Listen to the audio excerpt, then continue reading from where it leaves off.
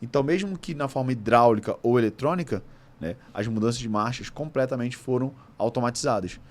Queria que tu explicasse aí o mais breve possível que você consiga e de forma didática o que realmente é a transmissão automática, se a transmissão automática e o câmbio automático são sinônimos, qual o papel dela no carro e quais as diferenças de uma transmissão que não seja automática para a transmissão que é automática. Qual o papel dela no carro? Para que serve?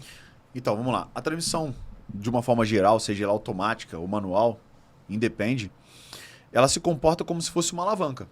Imagina só, você tem uma alavanca, né? A alavanca é um objeto potencial que você consegue, com pouco esforço, né, movimentar um objeto, Sim. certo? Se você tem uma alavanca significativa, bem grande, né, para levantar um objeto, você vai fazer pouco esforço, certo? Uhum. Então, o motor, ele nem sempre está pronto para a carga que está. Por exemplo, eu tenho o carro parado, o carro está em inércia. Então, não tem energia nenhuma acumulada nesse veículo, certo? Certo. Ele está parado, então eu preciso locomover esse veículo. Então, eu preciso de uma alavanca grande. Então, eu vou utilizar a primeira marcha como uma alavanca grande. Uhum.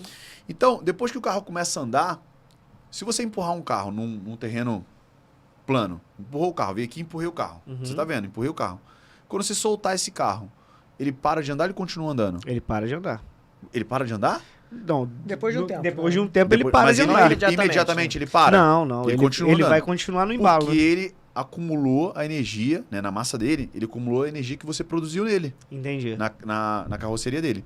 Então, mesma coisa, a primeira marcha e o motor acumularam uma energia nesse veículo. Entendi. Então eu já posso agora utilizar uma alavanca menor que vai produzir maior velocidade. Ele dá uma impulsão e Isso. depois vai mantendo. Então, de acordo com a carga que está ali, que você vai movimentando mais o veículo, você vai acumulando mais energia na carroceria do veículo, Uhum. você vai precisando de mais velocidade. Então você tem as engrenagens, as diferenças de engrenagem, elas são como alavancas. Então Entendi. toda a transmissão automática se comporta como várias alavancas diferentes. Se você colocar uma alavanca pequenininha para mover um objeto bem pesado, você vai conseguir mover ele? Não. Ele vai ficar com muita dificuldade. Você vai precisar de esforço muito grande. É igual você colocar uma quinta marcha para sair com o carro. Você vai sair, o motor vai ficar Sim. forçado. Você precisa de uma alavanca forte. Então é a primeira marcha. Uhum. Então essa diferença entre as engrenagens se comportam como uma alavanca. Então eu coloco a primeira marcha, uma alavanca. Segunda marcha, outra alavanca. Terceira marcha, outra alavanca.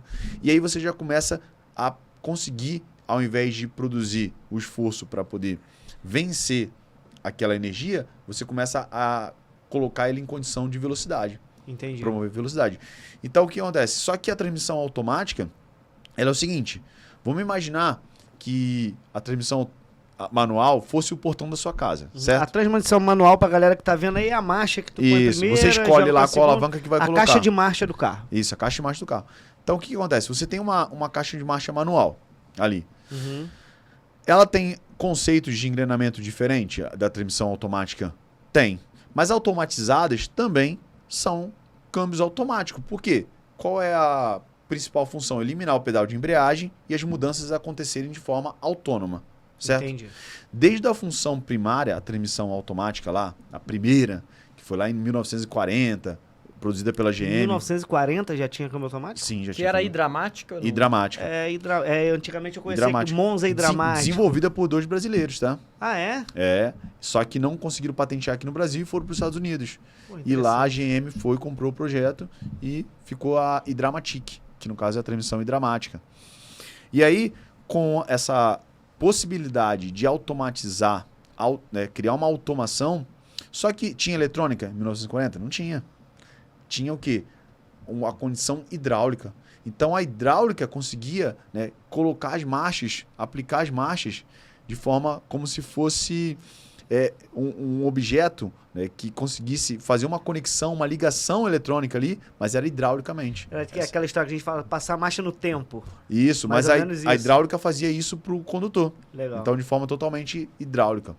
Então, a transmissão veio evoluindo. Quando chegou a eletrônica, ela começou a performar. Vou até falar sobre a evolução da transmissão automática. Boa. Por que ela era um objeto que consumia muito, né? Ele era lento e hoje em dia ele tem alta performance. por que tem isso. A gente pode falar sobre isso também. Mas então, lá na sua forma primária, a transmissão dependia da hidráulica para poder fazer essa automação. Hoje, as transmissões automatizadas, automáticas, fazem isso contando com eletrônica. Então, é como se eu tivesse um portão que eu chegasse em casa e empurrasse ele toda vez para abrir. É a marcha manual. Sim.